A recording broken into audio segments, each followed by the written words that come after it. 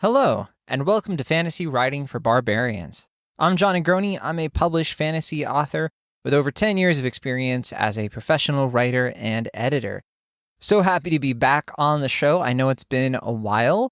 I know a few folks might be wondering where I was.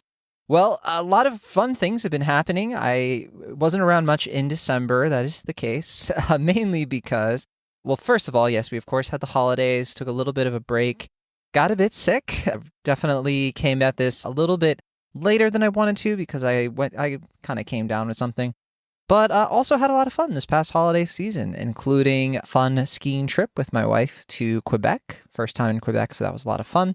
And also just a lot of busy stuff I had to take care of these past few weeks, including finishing up my total rewrite of a novel that I've been working on. I think I've mentioned this novel a few times, just not that specifically on this show, but it's my latest work, and I won't give the whole backstory, but essentially I wrote a book last year. I put it on submission. I actually got some really great feedback from some agents. I actually got way more manuscript requests than I usually do. And so I went back and I decided to do some revisions, and it turned into one day I was like, you know what? I'm just going to fully rewrite this thing. And so I was very busy this past month finishing that up because I wanted to start putting the book back out on submission into the new year. So all that said, I am kind of wrapping these things up finally and moving into the new year ready to do a bunch of fun stuff, including getting back into this show. I haven't been doing any other podcast either, so don't worry. It wasn't just Fantasy Writing for Barbarians that I was absent from, but happy to be back, and also happy that our two wonderful producers got a bit of a break as well. And they both actually have been reading the new version of the new novel, and the responses from them have been just tremendously lovely and super encouraging. So with all that said, let's just get right into it because you've waited long enough for the next, the next installment of the show. Now, as usual, a reminder, or if this is your first time listening to the podcast, what we do here on the show is our wonderful producer, Natalia Emmons, sends me a fantasy writing prompt sight unseen. So I don't know the topic of the show before I start reacting to the advice. You know more than I do because you get to read the thumbnail and all that stuff. But I'm going to be reacting to this live off the cuff.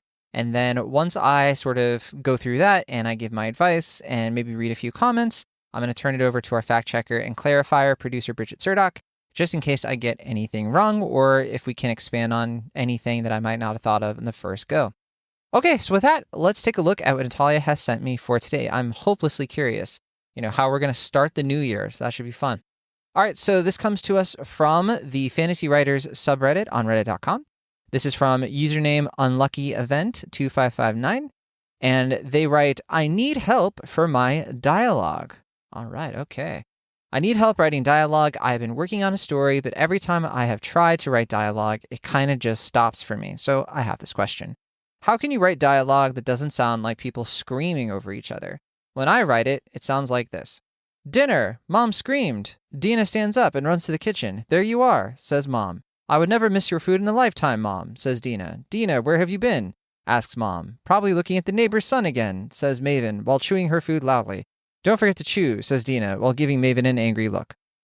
Whew, okay, that was tough to read. Altogether, it just sounds dry when I try to write long dialogue, and I don't think anybody would want to read all of that if I write like that, so help me.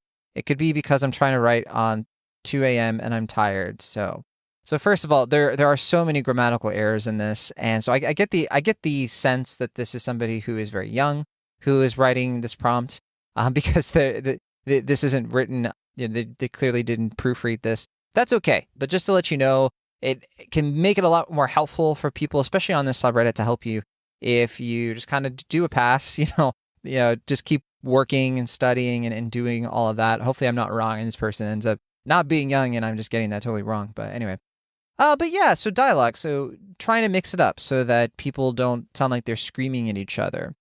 I've kind of run into things like this when I have written dialogue and I don't always know how to get the flow of it right, so that you actually feel it, because if you just write like the emotion out, that doesn't really do much. One of the subtle things about writing that if you know is when you're reading it and you don't have to be told. right? There's obviously the show don't tell adage, but what does that really mean? Show don't tell. With show don't tell, people usually say of like, oh, show us, the feeling. Don't just tell us the character is feeling this. Write that, their hands are trembling. That tells us that they're nervous. Now, the dark side of show don't tell is that you can't show everything. Sometimes you do need to tell. You have to discern between what you tell and what you show. And dialogue is a great indicator for this because with dialogue, people tend to say things that they don't really mean. People tend to say something and mean another thing. It's called subtext. And so one thing I like to do when I'm writing dialogue is I like to look at the dialogue I've already written and try to take away from it as much as I can.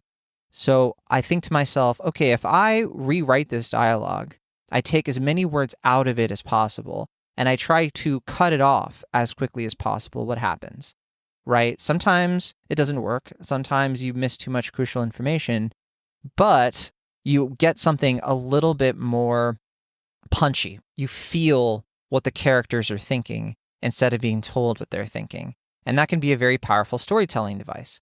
So if you've ever read a novel that is traditionally published, and a fantasy novel in particular, and you're reading it, you might notice that, all right, I'm not being told through the dialogue what these characters are thinking, but I just kind of get a sense for who's talking, to the point where you're onto something when you can actually write dialogue out and you don't have to put the tags being, let's say we have these two characters, Mom and Dina.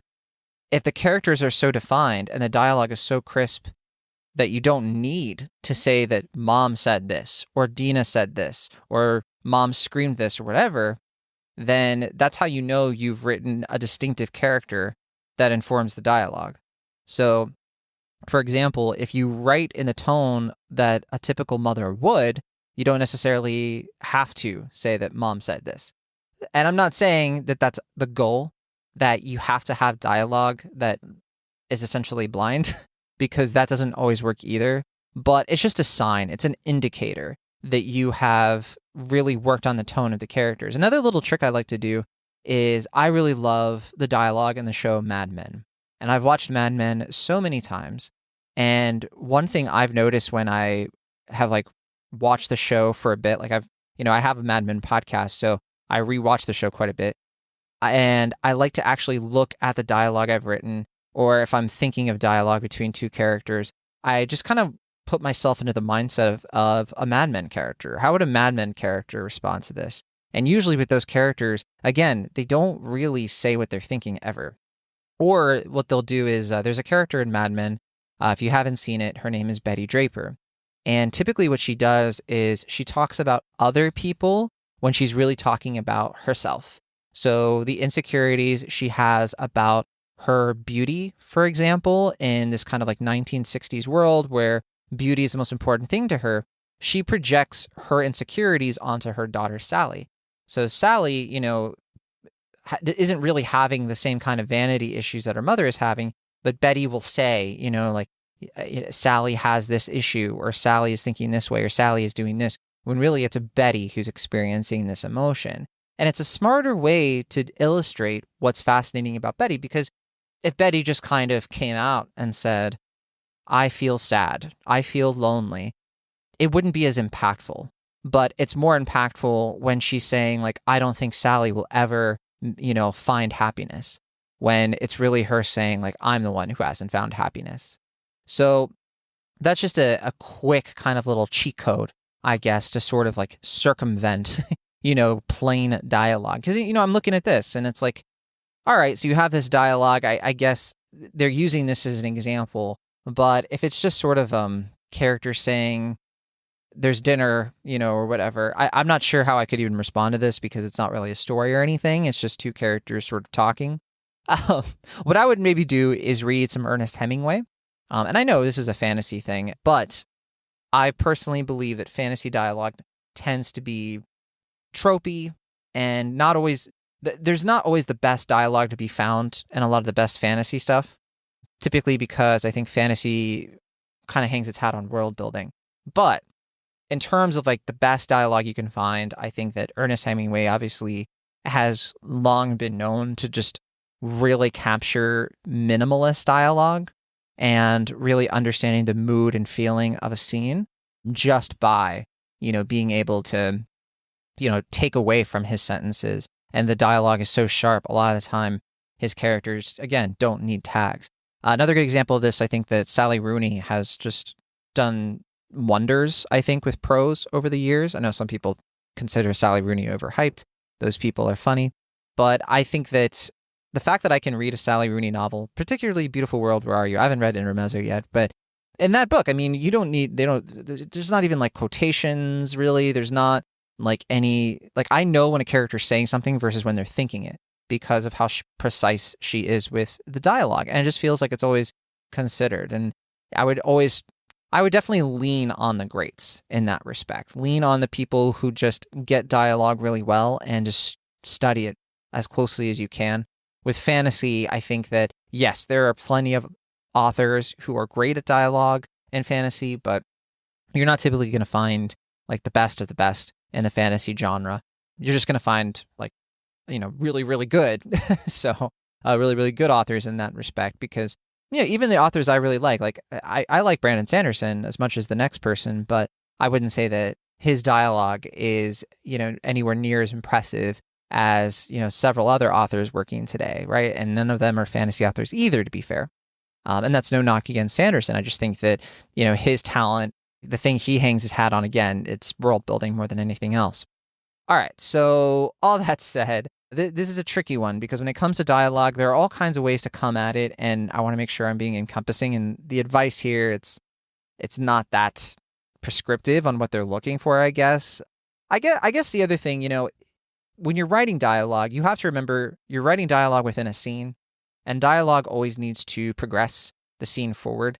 If you are having characters talk to each other and it feels like time is just being wasted or you're padding things out and it's not furthering the scene, that can be a huge issue. Even if you're thinking in your head, well, this is important information because we are getting to know these two characters.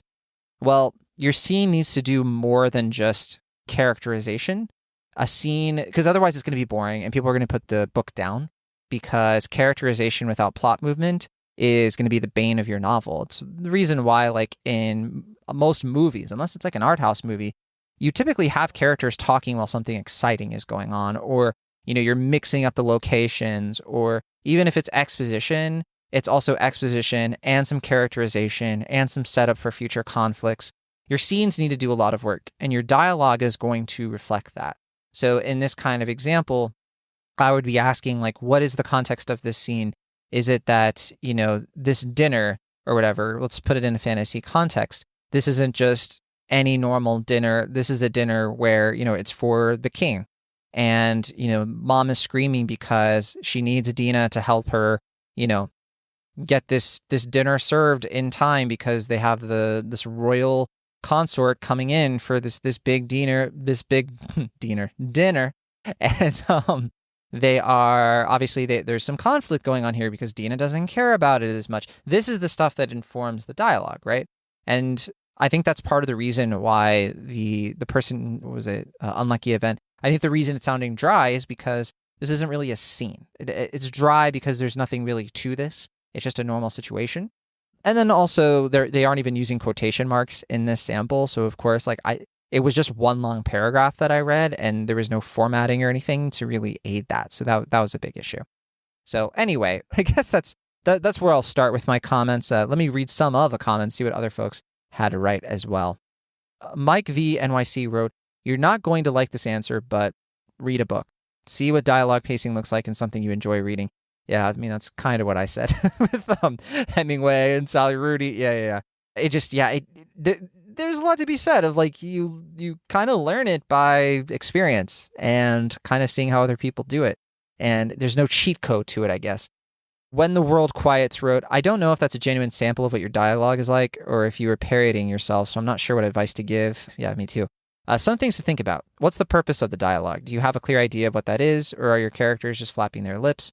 2, the pacing of dialogue and its supporting description is vital. If an exchange is supposed to feel rapid, you can't burden it with long-winded descriptions or tags. Word economy is extra important during dialogue. 3, read it aloud. If it sounds clunky and unrealistic, it probably is. 4. Most communication is nonverbal. Don't neglect body language and other cues. It can save you a lot of verbiage. 5. Conversely, dialogue can imply behavior. Where are you going? Put down that cat. Thank you. This too can save you from excessive description. To take your example, the purpose of that dialogue seems to be quickly establishing some relationships. And so they do kind of like an example here. I won't read through the whole thing. But yeah, I mean, almost all of this is what I said. The only thing that I didn't mention here was I didn't mention the read it aloud, which is always great advice. I always read stuff aloud. My books, particularly, I will sit down and multiple times I will read things over. And it's not just the dialogue, it's everything. And that's usually like my word count tends to inflate because when I read things aloud, I notice that, oh yeah, the pacing, the flow of this, really more flow than pacing, but I'll notice that like, this flow isn't quite right, or this conversation isn't quite right, or this is taking too long, this conversation is taking too long. And I notice it when I'm actually reading it aloud and I'm engaging with it more in real time. Because, yeah, this is something that I think tends to happen with people who are used to writing prose. It's not always an issue as much with people who struggle with writing cinematically. So I know that's something that we had a whole episode about this, of like writing things like a movie or a screenplay where you are kind of writing the scene as you would see it in a movie. And some people tend to not have this issue as much when they write it like a movie, but then they have other issues, which is that when you write things like a movie, it can be really flat and it doesn't really fit the novel prose and the expectations that most readers have. But if you're kind of in the boat where you have been writing for a while, this is something that I think is just almost everybody should do this, which is just read your stuff aloud. I mean, it makes a huge, huge difference. And then, also, I didn't also get into the whole thing about like the body language, the cues, I guess, because I think that sometimes, and they even mention this, I think sometimes that you can overdo it. You can kind of write yourself into a corner where how many times is somebody going to narrow their eyes, or they're going to cross their arms, or they're going to shrug and do all this stuff. I try to be really, really sparing with that if I can, because at a certain point, it just becomes really tired and repetitive. And so I have that stuff in my stuff too. Like, do not get me wrong. It has a purpose. A lot of the time for me, it's a twofold purpose. Purpose is to, first of all, give you an idea of how these characters are reacting before they say something, which is important. But then also padding things a little bit so that it isn't characters just like, it doesn't give off the illusion that the characters are talking immediately, like ba ba ba ba ba ba ba. You're trying to kind of be like ba ba ba. And then there's a little bit of a pause where you get some of that characterization in their body language, and then their response. And then it feels more of like a rhythm. It feels a little bit more like natural in that sense, as opposed to, I don't always want it to just be dialogue, because I don't want to say universally, because sometimes that's good. Sometimes you want it to be that in a certain type of scene or a certain type of part of a scene, because then it feels like the characters are really just going back and forth, and you want that staccato. But if you do that all the time, first of all, it loses its effect. And then second of all, it feels a little boring. It does feel a little bit like you're losing track of the characters, and you're losing a little bit of like, what are they actually feeling? And you're putting too much work in the dialogue. So great comment. And they wrote a bit more about how they, rewrote all that stuff. And then Dark Dragon 902 wrote, first of all, fix your formatting. Forgetting about the content of the dialogue, if it looks like that, nobody will ever read any of your work. You seem like someone who hasn't ever read a book, much less written one. That's a bit harsh. Here's your text, word for word, mistakes and knowledge is properly formatted. Yeah, and so they kind of did the same thing. It seems like people kind of got a little bit frustrated because, this is one of those posts where it did feel a little bit like the person, like they said, it's like 2 a.m. The unlucky element, they didn't respond, or event, I forget what their name was. They didn't respond to any of these, so I'm not sure how they're feeling right now. Hopefully they found this advice helpful. But yeah, this is a tricky one. I just because I feel like the prompt itself was a little bit like coming from a place where they need help, but I think that they're trying to sprint when they don't even have their shoes on yet. And that's obviously a huge issue. I think, for young writers, and again, I'm making an assumption here, but I'm going to keep going with it. I think if you're a young writer, first of all, that advice there to just be like reading and reading, that's super important, obviously. I mean, you should be reading as you work on your stuff. And I know for me, when I was in my early 20s and I was starting prose fiction for the first time, one thing that I would do is I would just straight up like find books that I really liked and I would just transcribe them. I transcribed books a lot in college. So most of them were like political science books, but I also started to do fantasy books because I love fantasy, right? And I remember, what was one of them? I think Dance with Dragons, the George R. R. Martin book. I remember transcribing like whole chapters of that because I was always just so interested in how Martin kind of like layers his exposition with the way he communicates how time passes. And by transcribing, you are just writing out like what he's doing. And that taught me so much about that sort of pacing, like just getting the feel for it in my fingers. And what that does is that when you work on your own stuff, you start to like get a better feel when you're editing, self-editing.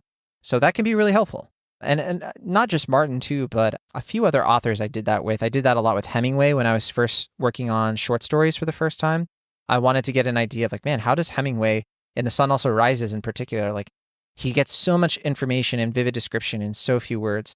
And just writing it out, it sticks in your brain a little bit better than when you read it. Because when you read it, you know, you are putting it in your brain and you are basically using the words to inform a picture in your head. When you're transcribing something, it's a different story, right? It starts to be like a fake it till you make it sort of situation. And it's really helpful. Now, you don't want to over rely on this kind of thing. It's something that I don't do anymore.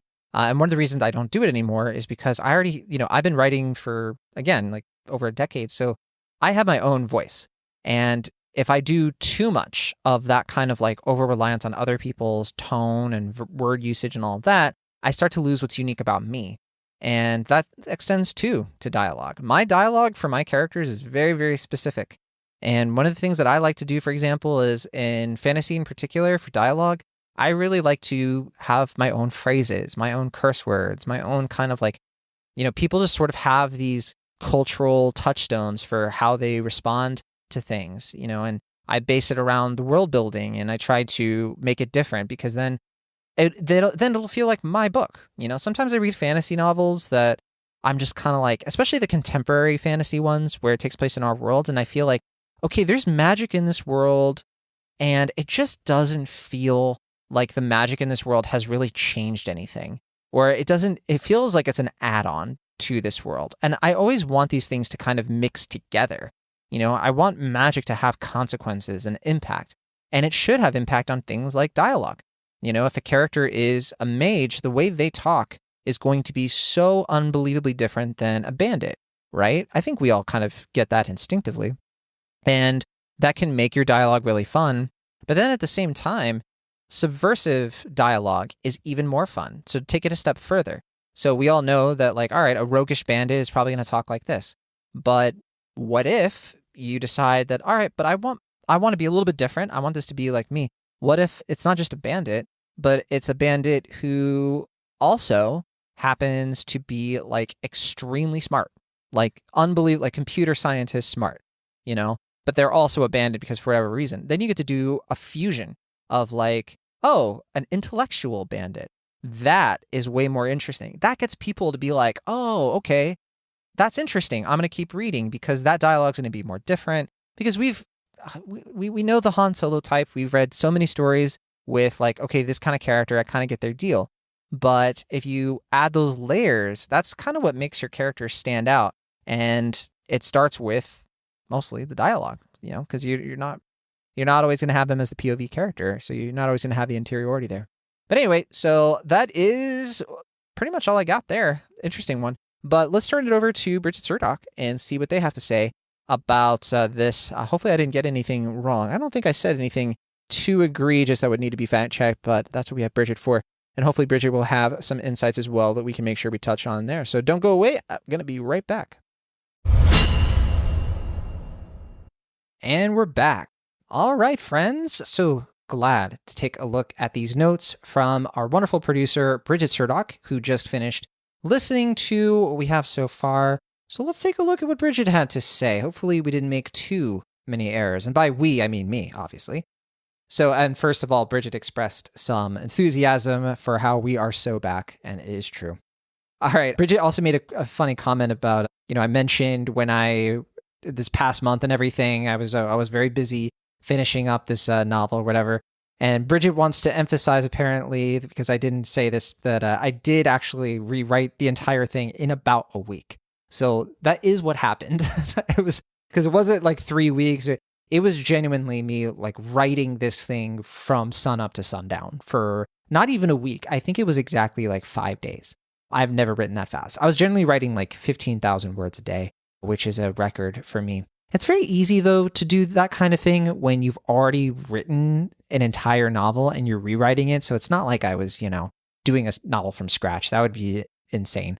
But yes, that is the case. And thank you, Bridget, for bringing that up. I wasn't going to. All right, so then Bridget wrote, yeah, the idea of removing as much as possible from dialogue to just get the emotional feel across is such a good idea. And look, I'll say out front, it's not an easy thing to do. Sometimes when you are reading it, there are times when I'm reading something that I've written and I do feel like I need some filler words. I need some flavor to it in order to get across something.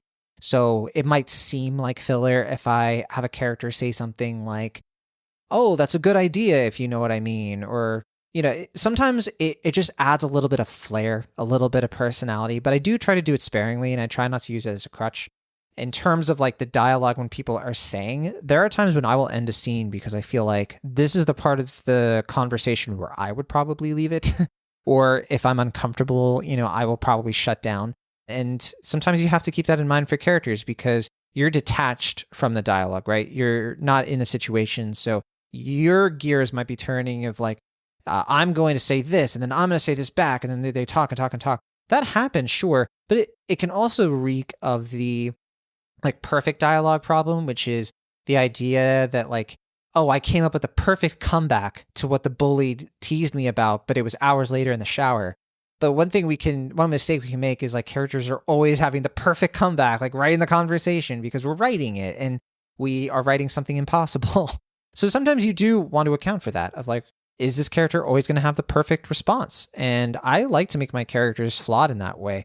There was one time I wrote a dialogue tag where literally a character was like, but, it was like a witty comeback is what I would have said if I had had a little bit more time, and it's like them kind of reflecting on that. And so that can be a fun thing to do to spice up your writing and add your voice to it. But anyway, Bridget said, people don't say what they mean, and they also aren't perfect and won't finish a sentence properly. Or they think they've said what they mean, but in reality, it makes no sense to the person they're talking to. Yeah, I think that's exactly right. I trail off a lot of my dialogue sentences, the idea of not finishing a sentence properly. Like sometimes I will literally just have the character trail off because that feels right to me. That feels like something that like they might lose their train of thought. Again, you want to pace these things out and you don't want to do the same thing over and over again, but keeping your characters from being these perfect models of conversation, it just helps make them feel more real. It makes it easier to connect to them. But you also have to keep the characterization in mind, like I was saying before. Sometimes the character who has all the best dialogue, that might be part of their character. Maybe it's a very polished character who has a super high charisma stat. And so that character, yes, they are always going to have the perfect comeback. They're always going to. But if you have an inconsistent charisma stat, and I'm using this because video games do make this kind of easier to compartmentalize, tabletop games too. But if every character has like a nat 20 on charisma, then that's going to be kind of annoying because then it's going to feel inconsistent because then sometimes a character, says the best things and other times they don't. And it doesn't feel intentional. It doesn't feel like I'm the author doing that on purpose. So you just want to watch out for that. You want to really have a macro sense of your characters and how they grow. And like maybe they level up in terms of conversation. They do get a little bit more confident. They do kind of grow in that sense. But you want it to be an intentional thing. You want it to be part of their arc. You don't want it to just be random. And so then you don't really feel like the character has integrity, as in wholeness, like, oh, I can really feel this character. When I read their words, I know it's them, that kind of thing. Okay, Bridget also said, fantasy absolutely hangs its hat on world building. Yeah, it really does. One of the reasons I write fantasy is because when I think of my strengths as a writer, yes, I try to be as good as I can at lots of different things. So the things that make literary really good, prose, having great prose, social commentary, these are things that happen in fantasy, but the masters, of that sort of thing are the ones who usually write literary, right? Or typically literary is a write what you know kind of thing. People are writing, the next great American novel or UK novel, wherever you are. And that's a certain strength, right? And I just don't feel like that's the thing I'm best at. The thing that I tend to have the most flair for and that I feel like I have a lot of confidence and sway in is world building. World building is something that fantasy has as one of its secret weapons, not secret weapons, but you get what I mean, in its arsenal. And that for me is one of the things that comes easiest to me. I really love crafting worlds and stretching my imagination in that way. And so that's why I lean on fantasy as my favorite genre to write in, even though, I could write other genres too, but I don't think that they would be as strong based on my skill level at the current moment. Bridget wrote, transcribing is such a good idea. Also, insane of you to transcribe Dance of Dragons. How long did that take you? I did not transcribe the whole book. Sorry if I got the wrong impression. I did not transcribe the whole thing. That would be insane. Yeah, no, I think Dance of Dragons, there was just a few chapters, maybe like 20,000 words or something like that. And part of it too was I was transcribing mainly. This might have been Feast for Crows actually, because I did some of that one too. But a lot of it was the Dorn stuff, because I found the Dorn stuff so boring. I'm pretty sure that was Feast for Crows. And I had to transcribe it because I wasn't retaining some of it. But I was getting so confused. With Dance of Dragons, the parts that I was transcribing were usually the Jon Snow chapters because I really liked them. The dynamic between him and Bowen Marsh and Tormund and all that stuff. But anyway, that's a tangent. Bridget wrote, I love your little swear words you make for your fantasy worlds. They mention one in the newest, actually the last two novels that had one. It is fun. Sometimes I do worry that, the curse words, like I mix it up with like some real ones. But literally just the other day, I was thinking like, I wish I could come up with a new one, like a curse word version of the SH curse word, because I just feel like, I don't know, it's so plain, but I can't top it. It fits so much better. So yeah, I also try to be really sparing with the real ones, sometimes I'm not as sparing as I would like to be, but I did kind of go through a manuscript and take out a bunch of F-bombs because I was like, it's a little too much. And I don't want people to get encumbered by that kind of thing unnecessarily, but sometimes you don't need it. And if it is sparing, it has more impact, that kind of thing. Bridget said, I don't know how much more I can add that you or the commenters haven't already said. I think looking at dialogue in movies is also a good idea, but maybe for the purposes of writing, looking at the script and not watching the scene. Yeah, I didn't mention movies because that too, I do worry about giving people advice when it comes to movies because that can also put people in the trap of writing the novel prose like a screenplay, which we always say on the show, please don't do. It's not a good idea and all that. But yeah, in terms of like scripts, I do like reading scripts, just not as inspiration really, but just to kind of flex my writing muscles. I'm very fortunate because since I'm part of Critics' Choice Association, I actually get screenplays from the award season movies. I have a few on my desk over here. See right here, I have Nickel Boys, which is a great movie. Really like that one. And I also have Maria, and that's that Angelina Jolie movie on Netflix. Challengers, which is a terrific movie. Love Challengers, and a few others too. But anyway, yeah, screenplays can be a lot of fun to read because there's a pace to screenwriting that is very particular. And it's not to say that your dialogue should match movies. It's more sort of about the feel of the scene itself and how the dialogue impacts the scene. There are like little tricks in movies that don't really apply to books, but they're just kind of fun to know anyway. Like, for example, in a lot of movies, a scene, like the first piece of dialogue in the scene, pay close attention to the last few words of the first sentence or the end of the first thing. And usually it's a mood word or set of mood words that really describe the entire scene itself and what the dramatic tension of that scene is. So these are the kinds of things you learn when you're a film critic, and they help you out with other aspects of writing for sure.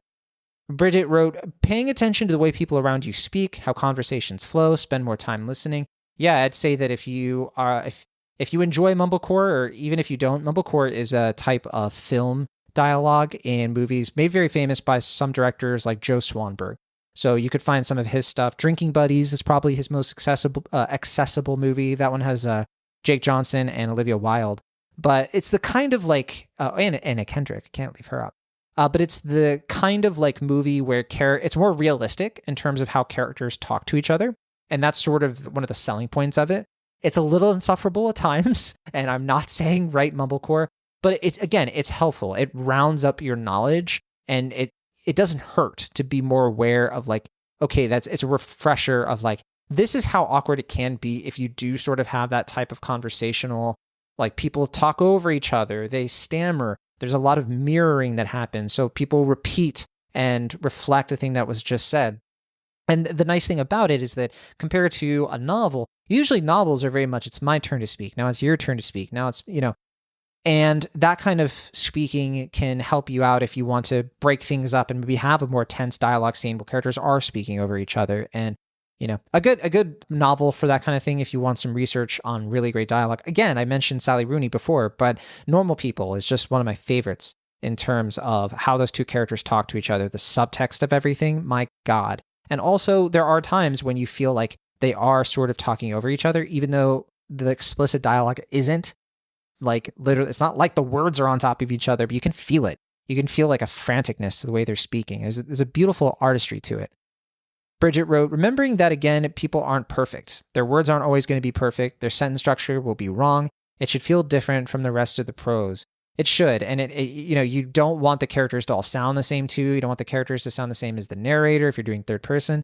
And you also, sentence structure should be wrong. Don't be afraid of that sort of thing. Spell check is nice, but when I do spell check, I typically completely ignore whatever it's saying to the dialogue. I'm like, no, I'm doing that on purpose. These characters don't have a fancy pantsy education. They're going to say things that are weird. They're going to use words that don't exist. One thing I liked about that movie, Wicked, I finally watched Wicked, but I love how they have these like weird invented words that you know what they mean because moodified. It's not a word, but I get it within context. But of course, spell check is going to freak out over a word like that. Who cares? You just have to ignore it. Bridget wrote, in the game The Last of Us, the scene where Ellie and Joel have their argument outside of Jackson, Ellie's line, everyone I have cared for has either died or left me. Everyone effing except for you, is grammatically wrong. It just is.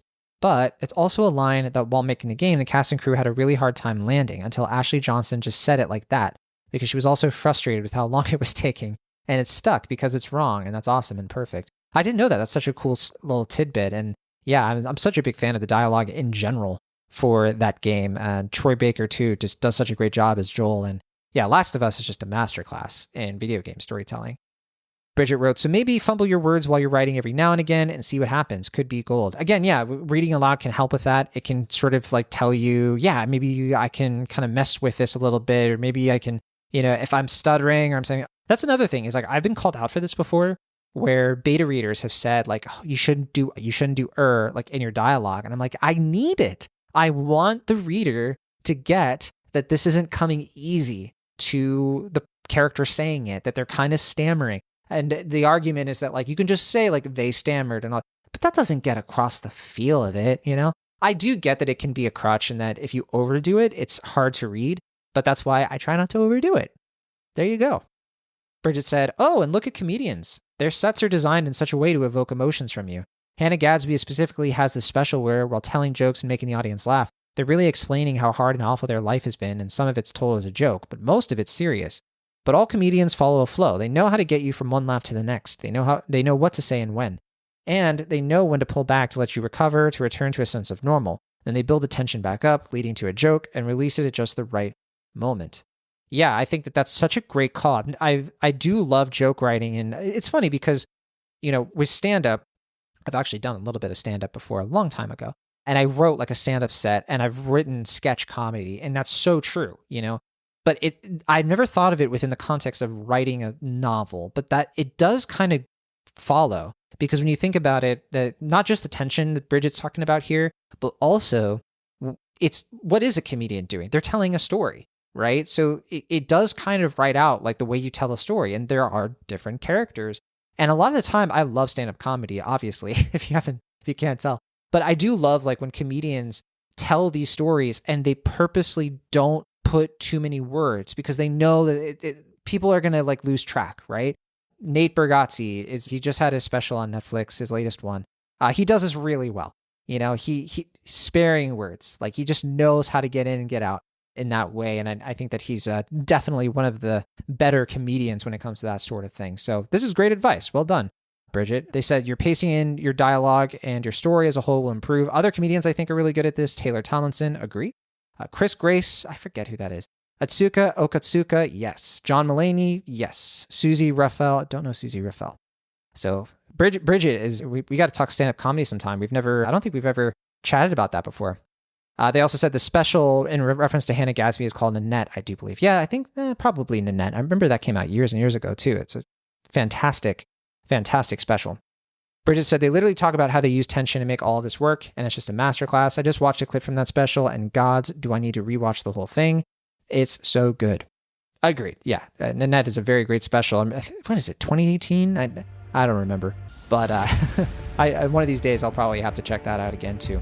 But all right, so that should do it for this, I was going to say this week's episode of Fantasy Writing for Barbarians. It's not like we really do this weekly, but I guess it's this week. I don't know if we're going to do another episode soon, but thank you for waiting so patiently for us to do another episode. And thank you so much to Bridget and Natalia for all their awesome work on the show. Happy to be back, and we've got lots of cool stuff cooking. Natalia told me we have all kinds of prompts in the works that could be very fun. I think, too, Natalia has a list of topics that she's been kind of preparing that we haven't really tackled yet. And so that could be a lot of fun. We were also talking about maybe doing some more critiques and the like. And as always, if you yourself have a prompt, if you have a question that you would want me to do on the air, please reach out. Easiest way to do that is through our email, fantasywritingforbarbarians@gmail.com. You can also leave a comment, of course, on the YouTube channel. And we have that stuff linked in the show notes. We also have our Discord linked in the show notes if you want to find Fantasy Writing for Barbarians channel there. And you can, of course, reach out to me, chat with me there if you'd like. But that should do it. Thank you so much, everybody, for listening to the show. Have a great rest of your new year, and be sure to keep on writing if that's what you feel like doing.